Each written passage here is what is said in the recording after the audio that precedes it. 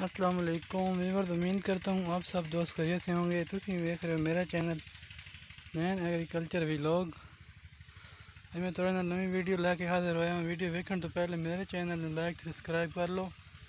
ये थोड़े वाल मैंने हौसला देंदा गिफ्ट होसी ताकि मैं थोड़ा नवी नवी इन्फॉर्मेशन शेयर कर सका।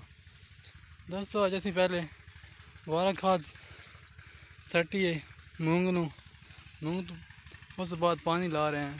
ठीक है, माशाल्लाह अच्छी मूंगी हुई खलोती है साड़ी।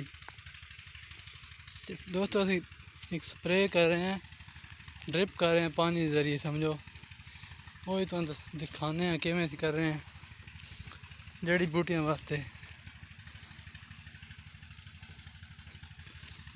तुसी भी जो दोस्त करना चाहता है आसान तरीके नाल कर सकते।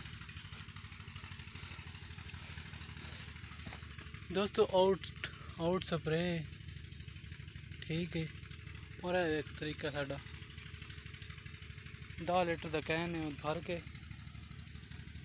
वेखो ड्रिप बोतल वाली जड़ी होंगी उस ला के ऐसे कर रहे हैं।